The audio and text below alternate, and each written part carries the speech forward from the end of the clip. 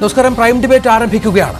ഇപ്പോൾ പ്രേക്ഷകർ കണ്ട ദൃശ്യങ്ങൾ തിരുവനന്തപുരത്ത് ഇന്നലെ വൈകുന്നേരം പകൽ വെളിച്ചത്തിൽ നടന്ന ഒരു കൊലപാതകത്തിന്റെ ദൃശ്യങ്ങളാണ്. തിരുവനന്തപുരം നമ്മുടെ തലസ്ഥാന നഗരം ഗുണ്ടാ ക്രിമിനൽ സംഘങ്ങളുടെ ഹബ്ബായി മാറുന്നു. തുടർച്ചയായി ഉണ്ടാകുന്ന കൊലപാതകങ്ങളും ഗുണ്ടാ ആക്രമണങ്ങളും തലസ്ഥാന നഗരത്തിന്റെ സ്വൈരജീവിതം തകർക്കുകയാണോ? പരിധികൾ ലംഘിച്ച് പട്ടാപ്പകൽ അക്രമ സംഭവങ്ങൾ വർദ്ധിക്കുന്നതിന് ഉത്തരവാദികൾ ആരാണ്? ഗുണ്ടകളുടെ വളർച്ചയ്ക്ക് കൊടിപിടിക്കുന്നത് ആരാണ്? നിയമ സംവിധാനങ്ങൾ നോക്കുകുത്തിയാകുന്നതിന് പിന്നിൽ രാഷ്ട്രീയ സ്വാധീനങ്ങളുണ്ടോ? കാപ്പ പോലെയുള്ള നിയമങ്ങൾ നാട്ടിൽ ഫലപ്രദമല്ലേ? മിനിറ്റുകളോളം ഇരുമ്പ് വടി കൊണ്ട് അടിച്ചും അരിശം തീരാതെ സിമന്റ് കട്ട എറിഞ്ഞും കൊല്ലത്തക്ക വിധം മനസാന്നിധ്യം ഉണ്ടാക്കുന്നത് എങ്ങനെയാണ്? കൊട്ടേഷൻ ഗുണ്ടാ സംഘങ്ങളെ അമർച്ച ചെയ്യേണ്ടേ? നാടുവാഴുന്നത് ഗുണ്ടകളോ? പ്രൈം ഡിബേറ്റ് ചർച്ച ചെയ്യുന്നു.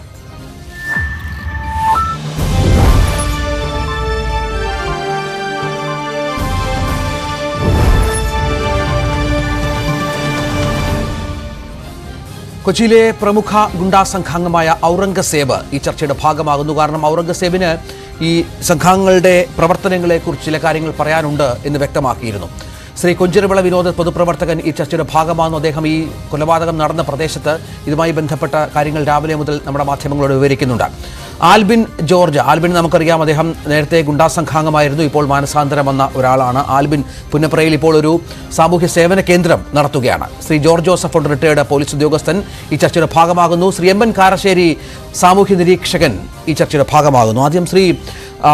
നമുക്ക് ആദ്യം പോകേണ്ടത് ശ്രീ കുഞ്ചിരവിള വിനോദിലേക്കാണ്. ശ്രീ കുഞ്ചിരവിള വിനോദ്, നമ്മൾ രാവിലെ മുതൽ ഈ CCTV ദൃശ്യങ്ങൾ പുറത്തു വന്നപ്പോഴാണ് ഇതിൻ്റെ ഒരു കൊലപാതകത്തിൻ്റെ ഒരു കാഠിന്യം, അതായത് നമുക്ക് ഒരിക്കലും ചിന്തിക്കാനാവില്ല. സമീപത്ത് താങ്കൾ നേരത്തെ പറഞ്ഞ പോലെ ഒരു പട്ടി നിൽപ്പുണ്ട്. ഈ പട്ടി പോലും ഇത് കണ്ട് പേടിച്ച് ഓടിപ്പോവുകയാണ്. താങ്കൾ നേരത്തെ പറഞ്ഞ പോലെ ഈ പട്ടിയെ കൊന്നിരുന്നെങ്കിൽ ഇവിടെ ചോദിക്കാൻ ആളുണ്ടായിരുന്നു എന്നൊരു വാക്ക് ഉപയോഗിച്ചു. അത് വളരെ പ്രസക്തമാണ്. ഇങ്ങനൊരു മനുഷ്യനെ അടിച്ചും കല്ലെറിഞ്ഞും കൊലപ്പെടുത്തുന്നത് അതെന്ത് സാഹചര്യത്തിലാണെന്ന് നമ്മൾ ഈ സമൂഹത്തിൽ ജീവിക്കുമ്പോൾ വല്ലാതെ ചിന്തിച്ചു പോകുന്നു. ശ്രീ കുഞ്ചിരവിള വിനോദ്. തീർച്ചയായും ഞാനത് വെറുതെ പറഞ്ഞതല്ല. കാര്യം, നിരന്തരമായ അക്രമ സംഭവങ്ങൾക്ക് നേതൃത്വം കൊടുക്കുന്ന ഗുണ്ടാ സംഘങ്ങളെ പോലീസ് എത്രത്തോളം അവരെ കയറൂരി വിട്ടിരിക്കുന്നു എന്നുള്ളതിൻ്റെ ഉത്തമ ഉദാഹരണത്തിൽ ഒന്ന് മാത്രമാണ് ഇപ്പോൾ നടന്ന കൊലപാതകം. കഴിഞ്ഞ 5 വർഷത്തിന് മുമ്പ് ഇതേ കേസിലെ കൊലപാതകികൾ, ഈ കൊലപാതകം ആസൂത്രണം ചെയ്ത് നടപ്പിലാക്കിയവർ ഉൾപ്പെടെയുള്ളവർ ഇതിൽ വേറൊരു കൊലപാതകത്തിൽ പങ്കെടുക്കുകയും ആ കൊലപാതകത്തിന്റെ പേരിൽ ജയിലിൽ കിടക്കുകയും അവർക്ക് ജാമ്യം അനുവദിക്കുകയും ചെയ്തിരുന്നു പോലീസ്. അനന്തു ഗിരീഷ് കേസ് അത് ഇതിലും അതിക്രൂരമായിരുന്നു. നമ്മൾ ഈ ദൃശ്യങ്ങൾ മുറിച്ച് കരിക്ക് കൊണ്ട് അടിച്ച് മതിലിൽ ചേർത്ത് 1-2 മണിക്കൂറോളം പീഡിപ്പിച്ച് ചുറ്റും നിന്ന് ഹാപ്പി ബർത്ത്ഡേ വിളിച്ച് അത്തരം സംഘാംഗങ്ങളാണ് ഈ കൊലപാതകത്തിന്റെ പിറകിൽ. തീർച്ചയായും അത് തന്നെയാണ് കാര്യം. ഒരു ബർത്ത്ഡേ ആഘോഷ ചടങ്ങിനിടയിൽ ഇവനെ എടുത്തുകൊണ്ട് വന്നിരുത്തി ക്രൂരമായി കൊലപ്പെടുത്തുന്നു. 2 കൈയുടെയും നരമ്പുകൾ അറുത്ത്, 2 കാലിൻ്റെയും നരമ്പുകൾ അറുത്ത്, തല അടിച്ച് കരുക്കുകൊണ്ട്, അവർ കുടിക്കാൻ വാങ്ങിച്ചു കൊണ്ടുവന്ന കരുക്ക് കൊണ്ട് തല അടിച്ച് പൊട്ടിച്ച്, അവിടെ ഇരുന്ന കരിങ്കല്ലും കമ്പിയും കൊണ്ട് തല അടിച്ച് പൊട്ടിച്ച്, ദേഹമാസകലം ബ്ലൈഡ് കൊണ്ട് വരഞ്ഞ് മുറിച്ച് ക്രൂരമായ കൊല. ഇതിപ്പോൾ നമ്മൾ കാണുന്ന ഈ ദൃശ്യങ്ങളിൽ 1 മിനിറ്റ് കൊണ്ടാണ് ഈ കൊലപാതകം നടക്കുന്നതെങ്കിൽ അനന്തു ഗിരീഷിനെ 4:30 മണിക്ക് അവർ പിടിച്ചുകൊണ്ടുപോയി രാത്രി മുഴുവൻ ഉപദ്രവിച്ചാണ് ഈ കൊലപാതകം നടത്തിയിരുന്നത്. അപ്പോൾ എത്രത്തോളം മാരകമായി, എത്രത്തോളം മൃഗീയമായി അനന്തു ഗിരീഷിനെ കൊലപ്പെടുത്തിയിരിക്കാം എന്ന് നമുക്ക് ഊഹിക്കാം. കാര്യം ഇത്തരം മാനസികാവസ്ഥ 1 മിനിറ്റിൽ പബ്ലിക്കായി 5:30 മണി സമയത്ത് പബ്ലിക്കായി റോഡിൽ നിരന്തരം വാഹനങ്ങൾ പോകുന്ന സമയത്ത് ഇത്രയും ക്രൂരമായ ഒരു കൊലപാതകം ആസൂത്രണം ചെയ്യുന്നവരുടെ കയ്യിലേക്ക് ഒരു വിജനമായ പ്രദേശത്ത് ഒരു കുട്ടിയെ കൈ കിട്ടുകയും അവനെ പിടിച്ചുകൊണ്ട് വന്ന് അവിടെ ഇരുത്തി വിചാരണ ചെയ്ത് കൊലപ്പെടുത്തുകയും ചെയ്യുമ്പോൾ എത്രത്തോളം ക്രൂരമായിരിക്കും എന്നുള്ളതിന് ഉദാഹരണമാണ് ഈ ചെറിയ വീഡിയോയിലൂടെ നമുക്ക്. ആ പ്രതികൾ ജാമ്യം കിട്ടി പുറത്തു വന്നവരാണ്. അതിനുശേഷം അവർ ഈ ബാറിൽ വെച്ച് തർക്കമുണ്ടാകുന്നു ഇപ്പോൾ കൊല്ലപ്പെട്ട അഖിലുമായി ബന്ധപ്പെട്ട്. അതിനുശേഷം അഖിലിനെ ആ പ്രതികാര ബുദ്ധിയിൽ കൊല്ലുകയാണ് ഇത്ര അതിക്രൂരമായി. ദൃശ്യങ്ങൾ നമുക്കത് വ്യക്തമാണ്. കാരണം അങ്ങനെ ഇത്ര താങ്കൾ പറഞ്ഞ പോലെ വിചാരണ ചെയ്ത് അതിക്രൂരമായി ഒരു കൊലപാതകം നടത്തിയ ഗുണ്ടാ സംഘാംഗങ്ങൾക്ക് സ്വൈര്യ വിഹാരം നടത്താനുള്ള അവസരമുണ്ടായി. അതാണ് ഈ കൊലപാതകത്തിലേക്ക് നയിച്ചതെന്ന് കരുതണ്ടേ? തീർച്ചയായും. അത് മറ്റേ കേസിൽ അവർക്ക് ഹൈക്കോടതി ജാമ്യം അനുവദിക്കുകയും അനന്തു ഗിരീഷിൻ്റെ മാതാവ് ഹൈക്കോടതിയിൽ പോയി സ്പീഡി ട്രയലിന് വേണ്ടി ഓർഡർ വാങ്ങിക്കുകയും 1 വർഷത്തിനകത്ത് ഇത് ട്രയൽ നടത്തണമെന്ന് ഹൈക്കോടതി ഓർഡർ ഉണ്ടായിരിക്കെ 5 വർഷം കഴിഞ്ഞിട്ട് ട്രയൽ നടത്തുകയോ വിചാരണ നടത്തി അവർ കുറ്റക്കാർ ശിക്ഷിക്കുവാനോ കഴിയാത്തത് കൊണ്ട് അവർക്ക് കൂടുതൽ സൗകര്യം കിട്ടുകയാണ്. ഇപ്പം നിങ്ങൾ നേരത്തെ പറഞ്ഞതുപോലെ, ഞാൻ നേരത്തെ സൂചിപ്പിച്ചതുപോലെ, ഒരു പട്ടി അതിൻ്റെ അടുത്ത് നിൽക്കുകയാണ്. ഈ അടിക്കുന്ന കമ്പി കൊണ്ട് ഒരടി പട്ടിയെ അടിച്ച് പട്ടി മരണപ്പെട്ടെങ്കിൽ പട്ടിക്ക് വേണ്ടി ചോദിക്കുവാൻ ആയിരക്കണക്കിന് മൃഗസ്നേഹികൾ ഇന്ന് സമരം ചെയ്യുമ്പോൾ സെക്രട്ടറി കടയിൽ ഒരു 21 വയസ്സായ ചെറുപ്പക്കാരനെ മൃഗീയമായി അടിച്ച് കൊലപ്പെടുത്തിയിട്ട് എന്താണ് സംഭവിച്ചത്? 2 മന്ത്രിമാർ വന്ന് ആ വീട്ടിൽ വന്ന് അനുശോചനം അറിയിച്ചു പോയി. പ്രതിപക്ഷ നേതാവ് അദ്ദേഹം കോഴിക്കോട് നിന്ന് പത്രസമ്മേളനം നടത്തി പറഞ്ഞു. അല്ലാതെ എന്ത് ചലനമാണ് ഈ സമൂഹത്തിൽ ഉണ്ടാകുന്നത്? മാധ്യമങ്ങൾ ഇന്ന് ഈ വാർത്ത ഇത് ചെയ്യുന്നു, പക്ഷേ മാധ്യമങ്ങളും നാളെ മറ്റൊരു വാർത്ത കിട്ടുമ്പോൾ അതിൻ്റെ പുറകിൽ പോവുകയല്ലേ? ഈ കേസ് എങ്ങനെ ഫോളോ അപ്പ് ചെയ്യും? ഈ കേസിൽ നാളെ എന്തൊക്കെ വേണം? പ്രതികളെ സറണ്ടർ ചെയ്യാൻ ശ്രമിക്കുന്നു എന്നാണ് മനസ്സിലാക്കുന്നത്. പ്രതികളെ സറണ്ടർ ചെയ്യാൻ ശ്രമിക്കുമ്പോൾ സറണ്ടർ ചെയ്യപ്പെടുന്ന പ്രതികളെ യഥാർത്ഥത്തിൽ ക്വസ്റ്റ്യൻ ചെയ്യുവാൻ പോലീസിന് കഴിയുന്നില്ല. കാര്യം, ചില ധാരണകളുടെ അടിസ്ഥാനത്തിലാണ് പോലീസ് സറണ്ടർ ചെയ്യുന്നത്. പോലീസിൻ്റെ കയ്യിൽ പ്രതിയെ കൊടുത്തു കഴിഞ്ഞാൽ ഞാൻ മനസ്സിലാക്കുന്നത് ഇപ്പോൾ ഇവിടെ പറഞ്ഞ പ്രതി അല്ലാതെ തന്നെ പല പ്രതികളെയും പോലീസ് കസ്റ്റഡിയിൽ ഉണ്ടെന്നാണ്. അവരെയൊക്കെ സറണ്ടർ ചെയ്തിട്ടുണ്ട്. അപ്പോൾ കൃത്യമായ ഒരു ചോദ്യം ചെയ്യലിന് വിധേയമാക്കുവാൻ പോലീസിന് കഴിയുന്നില്ല. ഇനി അഥവാ പ്രതിയെ പോലീസ് പിടിക്കുകയാണെങ്കിലോ പിടിച്ച് ചോദ്യം ചെയ്യുകയോ ചെയ്യുമ്പോൾ ചോദ്യം ചെയ്യുന്ന രീതിയിൽ ഉണ്ടാകുന്ന ചില പ്രശ്നങ്ങൾ കാരണം അവർ നേരെ കോടതിയിലേക്ക് പോവുകയാണ്. ആ കോടതിയിലേക്ക് പോകുമ്പോൾ അല്ലെങ്കിൽ മറ്റ് ഉന്നത പോലീസ് ഉദ്യോഗ പരാതി കൊടുക്കുമ്പോൾ ഈ പോലീസ് ഉദ്യോഗസ്ഥന്മാരുടെ പേരിൽ കേസെടുക്കുമെന്ന് ഭയന്ന് അവർ എന്ത് ചെയ്യുന്നു? എങ്ങനെയെങ്കിലും പ്രതിയെ പിടിച്ച് കോടതിയിൽ കൊടുക്കുക, ഞങ്ങളുടെ ജോലി തീർന്നു എന്ന രീതിയിലേക്ക് ഇത് മാറ്റുകയാണ്. അങ്ങനെയല്ല ഒരു അന്വേഷണത്തിൽ വ്യക്തത വരണമെങ്കിലും അന്വേഷണത്തിൻ്റെ പിന്നാമ്പുറങ്ങളിലേക്ക് പോകണമെങ്കിലും ഗൂഢാലോചനക്കാരെ അറസ്റ്റ് ചെയ്യണമെങ്കിലും അവരെ കണ്ടെത്തണമെങ്കിലും പോലീസ് കൃത്യമായി സറണ്ടറിങ് ഒഴിവാക്കി കൃത്യമായി പ്രതികളെ അന്വേഷിച്ച് കണ്ടെത്തി ഈ നടപടിയിലേക്ക് പോയാൽ മാത്രമേ ഉണ്ടാകാൻ കഴിയൂ എന്നാണ് ഞാൻ വിശ്വസിക്കുന്നത്. ശ്രീ ജോർജ് ജോസഫ്, ഇത്തരം കൊലപാതകങ്ങൾ അത് നമുക്ക് തിരുവനന്തപുരത്ത് അടുത്ത കാലത്തായി ഈ ചർച്ച എടുക്കാൻ തന്നെ പ്രധാനപ്പെട്ട കാര്യം, കൊച്ചി നമ്മൾ ഈ ഗുണ്ടാ സംഘങ്ങളുടെ ഒരു പ്രധാന കേന്ദ്രമായി പലതവണ കൊച്ചിയിലെ ഗുണ്ടാ സംഘങ്ങളുമായി ബന്ധപ്പെട്ട് നമ്മൾ പലപ്പോഴും ചർച്ച നടത്തിയിട്ടുണ്ട്. തലസ്ഥാന നഗരിയിൽ ഈ ഞങ്ങളുടെ ഓഫീസിൽ തൊട്ടടുത്ത് കഴക്കൂട്ടത്ത് കഴിഞ്ഞ 2-3 മാസത്തിനുള്ളിൽ നടന്ന കൊട്ടേഷൻ ആക്രമണങ്ങൾ, കൊലപാതകങ്ങൾ ഒക്കെ ഒരുപാട് നമ്മൾ വാർത്തയായി കൊടുത്തു കഴിഞ്ഞു. ഇങ്ങനെ പട്ടാപ്പകൽ ഇത്തരത്തിൽ ആളുകളെ കൊലപ്പെടുത്തുക എന്ന് പറയുന്നതിൻ്റെ പിന്നിലുള്ളൊരു മനോവികാരം, ഇവരൊക്കെ ഇത് ഒരു പ്രതികാരത്തിൻ്റെ പുറത്താണ്, നേരത്തെ ഉണ്ടായ വൈരാഗ്യത്തിൻ്റെ പുറത്ത് സംഭവിക്കുന്നതാണ്. ഇവരൊക്കെ വളർന്നു വരുന്നത് കൊട്ടേഷൻ സംഘങ്ങളായാണ്. ഇവർക്ക് പിന്തുണയുണ്ട്, രാഷ്ട്രീയ നേതൃത്വത്തിൻ്റെ പിന്തുണയുണ്ട്, പണത്തിൻ്റെ പിന്തുണയുണ്ട്, ഇവർക്ക് എന്തും ചെയ്യാവുന്ന ലൈസൻസ് ഈ പറഞ്ഞതുപോലെ ഇത്തരം ആളുകൾ നൽകിയിട്ടുണ്ട്. ഇതൊക്കെ അവസാനിപ്പിക്കേണ്ട സമയമാണ്. സൗരജീവൻ തലസ്ഥാനവാസികൾക്കടക്കം എല്ലാവർക്കും നൽകേണ്ട പശ്ചാത്തലമാണ്. എന്തുകൊണ്ടാണ് ഇങ്ങനെ ഒരു മാനസികാവസ്ഥയിൽ ഇവരെത്തുന്നത്? എന്ത് ചെയ്താലും തങ്ങൾക്ക് വീണ്ടും ജാമ്യത്തിലോ നിയമ സംവിധാനങ്ങളെ ആ തരത്തിൽ അതിന് മുകളിലോ കറങ്ങി നടന്ന് തങ്ങൾക്ക് സ്വൈരമായി ജീവിക്കുക, അല്ലെങ്കിൽ തങ്ങൾക്ക് മുന്നോട്ട് ഇത്തരം പ്രവൃത്തികളുമായി പോകാമെന്നുള്ള ആത്മവിശ്വാസം ഉണ്ടാകുന്നത് എന്തുകൊണ്ടാണ്?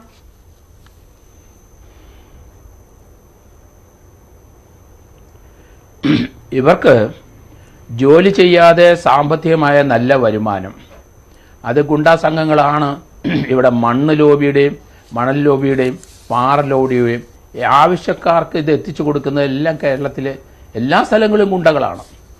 അപ്പോൾ അത് പണത്തിൻ്റെ ആധിക്യം അവർക്കുണ്ടാകുന്നു. അവർക്ക് നിയമത്തെ പേടിയില്ല, പോലീസിനെ പേടിയില്ല, അവർക്ക് നല്ല അഡ്വക്കേറ്റിനെ എൻഗേജ് ചെയ്യാൻ പറ്റുന്നുണ്ട്. അങ്ങനെ വിവിധ തരത്തിലുള്ള സാമ്പത്തിക ഗുണം വന്ന് കയറുമ്പം ഇതെല്ലാം സ്വായത്തമാകും.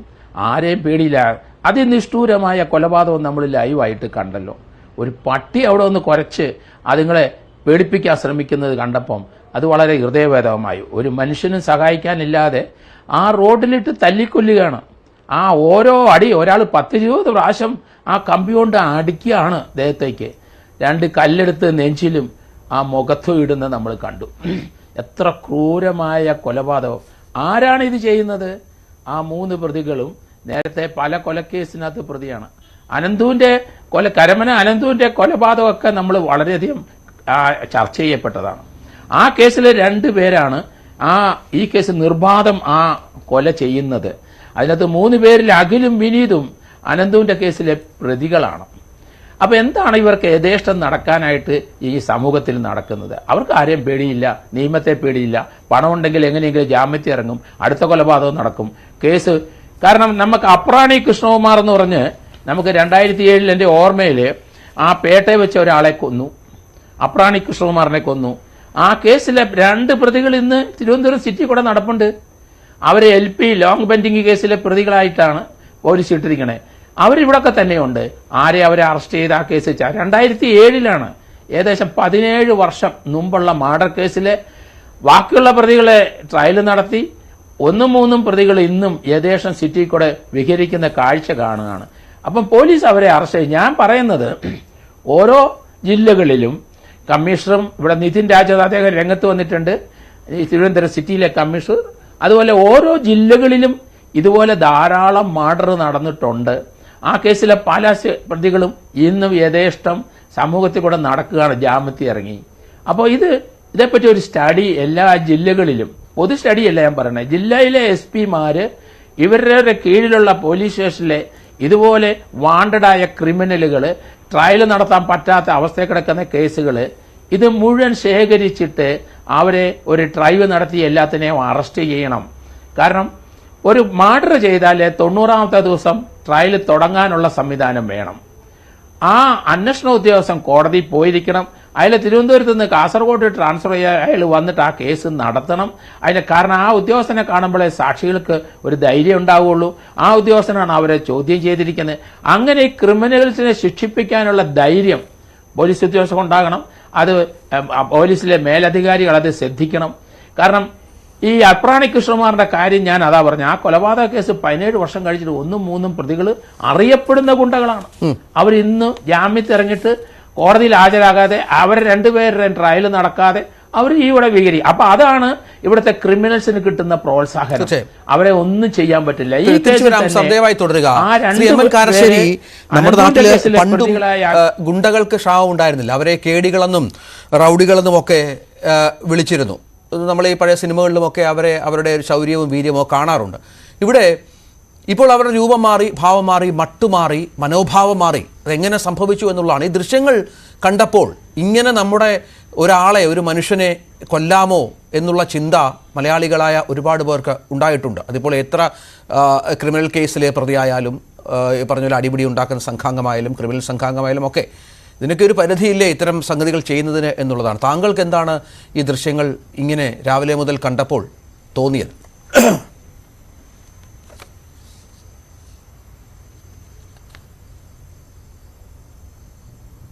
ശ്രീ എം എൻ കാരശ്ശേരി, കേൾക്കാമോ സർ? ഓ, എന്നോടാണോ? അതെ അതെ സർ. അപ്പോൾ കേൾക്കാം.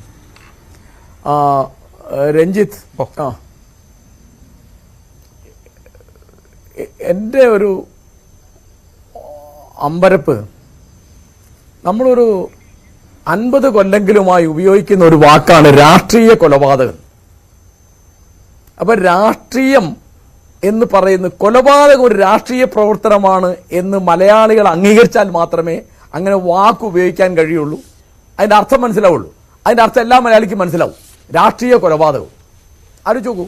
അപ്പോൾ അതിൻ്റെ അർത്ഥം നമ്മുടെ എല്ലാ പാർട്ടികൾക്കും വലുതോ ചെറുതോ ആയി പ്രത്യക്ഷമായോ പരോക്ഷമായോ ചില കൊട്ടേഷൻ സംഘങ്ങളുണ്ട് എന്നാണ്.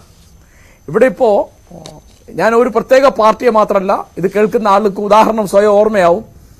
അതായത് ഒരു ആളെ, സ്വന്തം കക്ഷിയിൽപ്പെട്ട അല്ലെ അനുഭാവിയായ ഒരാളെ കൊന്നാൽ ഇത്രാമത്തെ മണിക്കൂറിൽ അയാളെ വീട്ടിൽ കയറിയോ അയാളുടെ ജോലി സ്ഥലത്ത് കയറിയോ അയാളെ വെട്ടിക്കൊല്ലണം എന്ന് വെച്ചാൽ അത് നടപ്പാക്കാൻ സാധിക്കുന്നത് എന്തുകൊണ്ടാണ്? പരിശീലനം കിട്ടിയ ഗുണ്ടകൾ അവരുടെ കയ്യിലുള്ളതുകൊണ്ടാണ്. അപ്പോൾ ഈ രാഷ്ട്രീയക്കാരാണ് ഇതിന് മറുപടി പറയേണ്ടത്. പിന്നെ നമ്മുടെ നാട്ടിൽ ഹിംസ വളരെ വർദ്ധിച്ചിട്ടുണ്ട്. ഇപ്പോൾ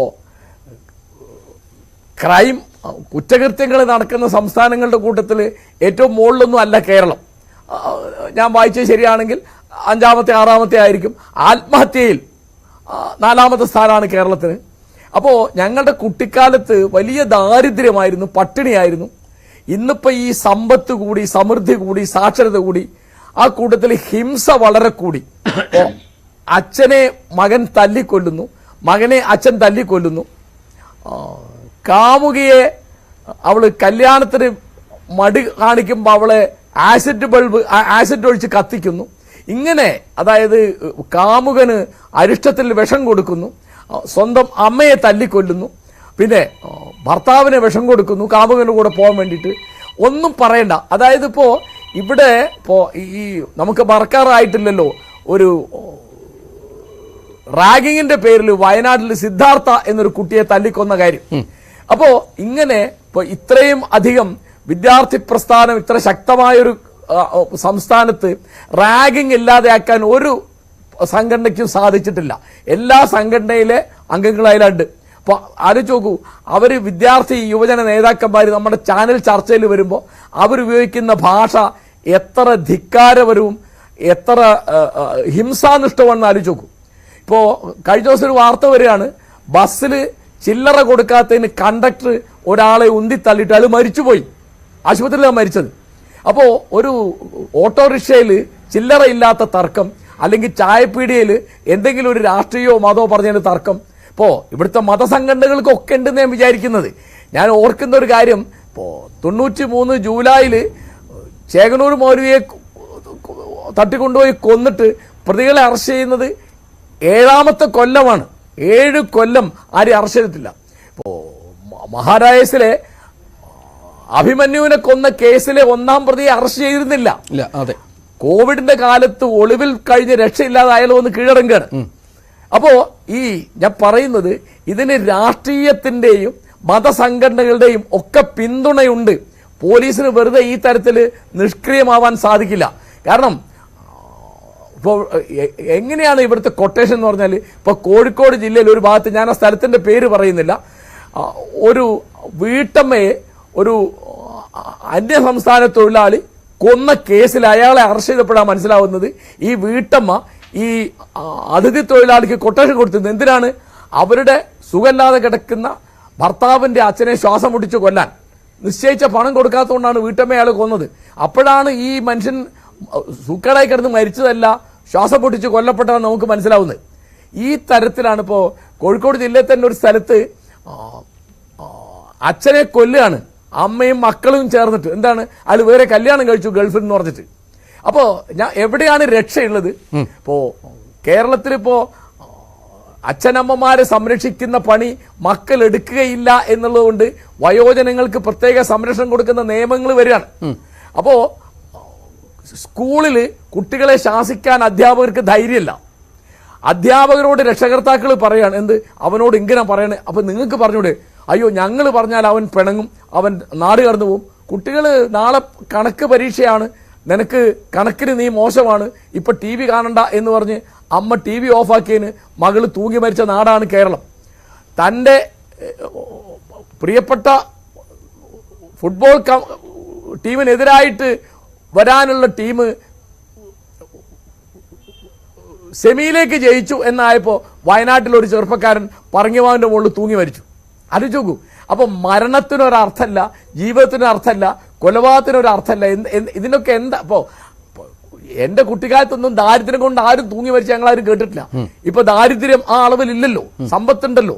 അന്നൊക്കെ മാനഹാനി കൊണ്ട് ഏതെങ്കിലും പിഴപ്പിച്ചു എന്നൊക്കെ പറഞ്ഞിട്ട് ചില പെണ്ണുങ്ങളൊക്കെ കുളത്തിൽ ചാടിയോ ഒക്കെ മരിക്കുക. ഇപ്പോ ഓണർ കില്ലിംഗ് എന്ന് പറയുന്ന ഒരു സംഗതി ഉണ്ട്. അത് ചെറുപ്പത്തിൽ നമ്മൾ കാണുന്ന എവിടെയാണ്?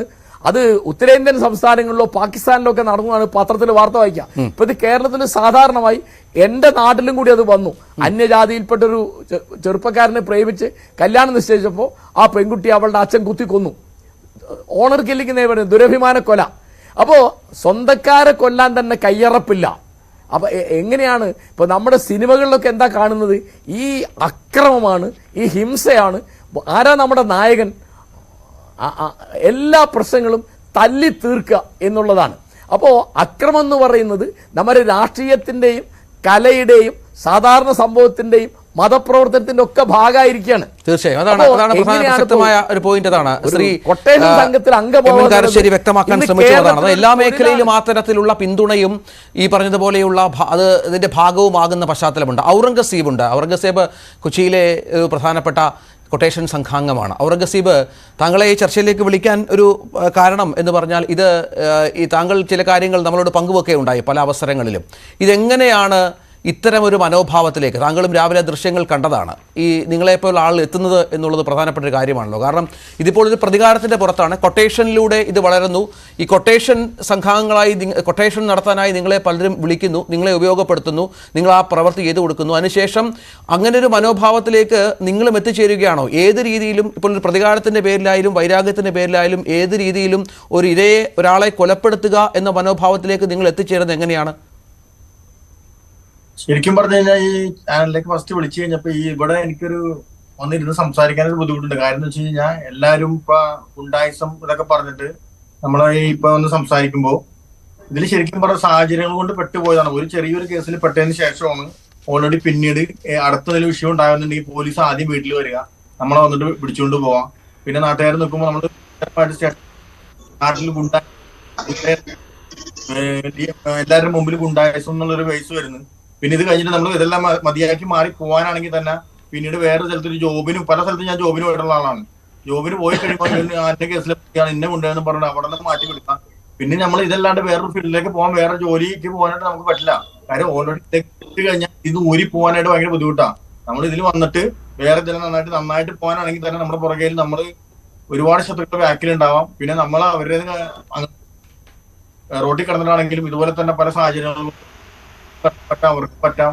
അതുകൊണ്ട് വന്നുപോയ ആൾക്കാരാണ് ഇവര്. ഈ ഗുണ്ടായെന്ന് പറഞ്ഞിട്ട് എല്ലാവരും പറയാനെല്ലാം സാഹചര്യങ്ങൾ പറ്റിയത് അല്ലെങ്കിൽ ഒന്നോ രണ്ടോ കേസിൽ പെട്ട് നിരന്തരമായിട്ട് പിന്നെ മറ്റുള്ള ഡിപ്പാർട്ട്മെന്റ് ആണെങ്കിലും അതാണെങ്കിലും നിരന്തരമായിട്ട് നമ്മളെ വിളിക്കുന്നത് നമ്മൾ ചെല്ലുന്നത്. ഇഷ്ടപ്പാ കേസിൽ പല കേസിലും ഞാൻ പോയിട്ടുണ്ട്. ഇല്ലാത്ത കേസിൽ പലതിലും ഞാൻ പ്രതിയായിട്ട് പോയിട്ടുള്ള ആളാണ്. പിന്നെ ഡിപ്പാർട്ട്മെന്റിന്റെ കാര്യം പറയുകയാണെങ്കിലും കോടതിയുടെ കാര്യം പറയുകയാണെങ്കിൽ തന്നെ ഒരു സിവിൽ കേസ് ആണെങ്കിൽ തന്നെ നമ്മളിപ്പോ ഒരു സ്റ്റേഷനിൽ പോവുകയാണെങ്കിൽ ഒരു 1-2 പ്രാവശ്യം ചർച്ചയ്ക്ക് വിളിക്കുകയാണ്. അത് കഴിഞ്ഞിട്ട് അവർ നേരെ കോടതിയിലേക്ക് വിടുകയാണ്. കോടതിയിൽ ഈ കേസ് വാദിച്ചു വരുമ്പോഴേക്കും 7-8 വർഷം പിടിക്കും. അപ്പൊ അവർ നോക്കുമ്പോൾ, മറ്റുള്ളവർ നോക്കുമ്പോൾ നേരെ വീട്ടിൽ ഇപ്പൊ എറണാകുളം ജില്ലയിലാണെങ്കിലും ആരെങ്കിലും ഏൽപ്പിക്കാന്നുണ്ടെങ്കിലും അപ്പൊ നിൽക്കണ ആരെങ്കിലും ആ വർക്ക് ഏൽപ്പിക്കണ്, ആ വർക്ക് അവർ വീട്ടിൽ പോയി സംസാരിക്കണ്. അല്ലെങ്കിൽ ബലം പ്രയോഗിച്ചിട്ടാണെങ്കിലും ഇങ്ങനെ സംസാരിച്ചത് കൂടിയൊന്ന് ഒരാഴ്ച 2 ആഴ്ച കൊണ്ട് ഡീൽ ചെയ്തിട്ട് കാര്യങ്ങൾ കൊടുക്കണം. അപ്പൊ അവർ നമ്മളെ കൂടുതലായിട്ട് ആശ്രയിക്കണം. അതായത് പോലീസിൽ വിശ്വാസമില്ലാത്ത പല ആളുകളും നിങ്ങളെ വിളിക്കുന്നല്ലേ കൊട്ടേഷൻ നടത്താൻ വേണ്ടി? വിളിച്ചിട്ടുണ്ട്. ഇതിന് മുമ്പ് പല പ്രാവശ്യം പല കാര്യങ്ങളും വിളിച്ചിട്ടുണ്ട്. നമ്മൾ ചെയ്തു കൊടുത്തിട്ടുണ്ട്. പല കാര്യങ്ങളും അകത്തുപോയി കിടക്കാണ്. കിടന്നു കഴിഞ്ഞിട്ട് അത് ഇത്ര സമയം കൊണ്ട് ജാമ്യം കിട്ടി നമ്മൾ പുറത്തിറക്കും വീണ്ടും. അതെങ്ങനെയാണ്? അത് ഈ ഭീഷണിപ്പെടുത്തും അല്ലെ? ആദ്യം ഒന്ന് ഭീഷണിപ്പെടുത്തും, നടന്നില്ലെങ്കിൽ 2 തല്ല് കൊടുക്കും, പിന്നീട് മറ്റ് മാർഗങ്ങളിലേക്ക് പോകും. അങ്ങനെയാണ് ഉള്ള കാര്യങ്ങൾ. ഭീഷണിപ്പെടുത്താൻ നടക്കൂലല്ലോ. ഭീഷണിപ്പെടുത്തേണ്ട കാര്യങ്ങൾ പെട്ടെന്ന് ഇപ്പൊ പറഞ്ഞ മാതിരി തന്നെ ഇന്ന കേസുകൾക്കൊക്കെ പെട്ടെന്ന് എല്ലാത്തിനും സ്റ്റേഷനിൽ പോയി കഴിഞ്ഞാൽ ഇത് കിട്ടാത്തവര് കിട്ടുന്നല്ല, സ്റ്റേഷനാണ് ഏറ്റവും മെയിൻ. എന്നാലും കിട്ടാത്തവർ ഇങ്ങനെ ഏൽപ്പിക്കും. അല്ലെങ്കിൽ അതൊരു നൂലാവാല തിരിച്ച് കേസെടുക്കുകയും ഇപ്പൊ ഡിപ്പാർട്ട്മെന്റ് തന്നെ അവരെ വിളിക്കും, ഇവരെ വിളിക്കും. അപ്പൊ തന്നെ ഈ ഇപ്പൊ കഴിവുള്ളവൻ, രാഷ്ട്രീയ ബന്ധത്തിലൊക്കെ ബന്ധമുള്ളവരൊക്കെ വിളിച്ച് പറഞ്ഞു കഴിഞ്ഞാൽ ന്യായമില്ലാത്തവന്റെ കാര്യത്തിലായിരിക്കും പറഞ്ഞോളൂ. സപ്പോർട്ട് ചെയ്യുമ്പോൾ ഡിപ്പാർട്ട്മെന്റിന് സപ്പോർട്ട് ചെയ്യാണ്ടിരിക്കാൻ പറ്റില്ല. അങ്ങനെ പല കാര്യങ്ങളും അങ്ങനെ വന്നിട്ടുണ്ട്. അപ്പൊ അവര് നമ്മളെ പിന്നീട് നമ്മളെ കാണുമ്പോൾ നമ്മൾ അതിന്റെ കാര്യങ്ങൾ ചെയ്യുന്നു. തല്ലു കൊടുത്തിട്ടുണ്ട്. ഈ ആദ്യം താങ്കൾ നേരത്തെ പറഞ്ഞു തുടങ്ങിയത്, അതായത് ഈ ഒരു തവണ ഇതിൽ പെട്ടുപോയി കഴിഞ്ഞാൽ പിന്നെ തിരിച്ച് ജീവിതത്തിലേക്ക്, സാധാരണ ജീവിതത്തിലേക്ക് പോവുക എന്നുള്ളത് വളരെ പ്രയാസമാണ്. വെട്ടുകൊണ്ട് മരിച്ചിട്ടുണ്ട്. കാര്യം ഇതിലേക്ക് വന്നു കഴിഞ്ഞാൽ ഡിപ്പാർട്ട്മെന്റ് ആണെങ്കിലും പുറത്ത് ശത്രുക്കളാണെങ്കിലും വിടില്ല. കാര്യം ഇപ്പൊ കുറെ നാൾ, ഇപ്പൊ 2 വർഷമായിട്ട് കേസിൽ വേറൊരു കേസ്, അതിനെ സംബന്ധിച്ച് ഒരു കേസ് ഉണ്ടായി കഴിഞ്ഞാൽ, അല്ലെങ്കിൽ ആ ഒരു കൊലക്കേസ് ആണെങ്കിൽ തന്നെ അതിനെ സംബന്ധിച്ച് അടുത്തൊരു കൊലക്കേസ് ഉണ്ടായി കഴിഞ്ഞാൽ ഫസ്റ്റ് വിളിപ്പിന് നമ്മളെ തന്നെ ഇരിക്കുള്ളൂ. പിന്നെ അതിൽ കുറെ പിടിച്ചു നിർത്തില്ല. ആൾക്കാർ നോക്കുമ്പോൾ നിരന്തരമായിട്ടുള്ള സ്റ്റേഷനിൽ പോകുന്നു. സമൂഹത്തിൽ നമുക്ക് പിന്നെ വേറൊരു ഇതില്ല. ഇതിൽ തന്നെ പെട്ട് ഇതിൽ തന്നെ ജീവിതം അവസാനിച്ച് പോകണം. ഇതിൽ പറഞ്ഞ മിക്ക ആളുകളെടുത്ത് നോക്കി തന്നെ അറിയാൻ പറ്റും.